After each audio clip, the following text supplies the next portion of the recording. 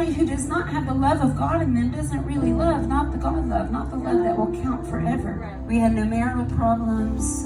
We were yelling and fighting. We were very kind to each other, very respectful. But there was a love that is born of faith that we didn't have yet. 2 Peter 1 shows that's an 8-step process. Love is the greatest miracle. And love is what's going to count when we stand before Jesus, not miracles. Not miracles as we think of them, healing, deliverance. The thing that is going to count, and we're going to do more and more study on this, is love. When Jesus came to the churches in Revelation, he wanted their love. They had a great reputation. They had a thriving ministry. But he wanted their love. I want us to remember this morning that we are loved. You knowing you're loved by God last week doesn't count for today. And his love doesn't run out.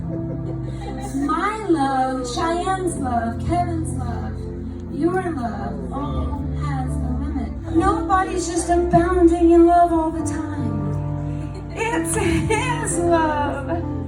And I remember when I asked the Lord as he was teaching me more about true love, I asked him one day, I said, Lord, I feel like I step in, I am finally obeying after about a 2-year process of him teaching me love. But then I step back out. Why? And he said, because you're still responding to human love. You're still responding, you're loving people you feel loved by. And I want you to love people in response to my never-ending love. He said, you can't turn my love off. It is constant. You know when someone is like freely loving you, right? And then you know when it turns off, and you either blame them or blame yourself, right? You can't turn God's love off. He loves you. He loved you before you came to him. He loved you while you were still a sinner. So whether you like it or not, you're loved.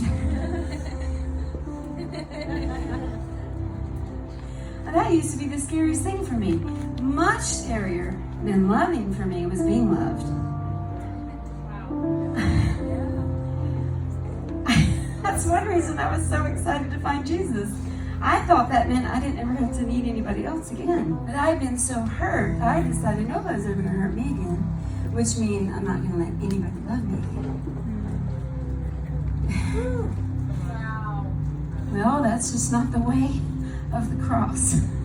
That is just not the way of Christ.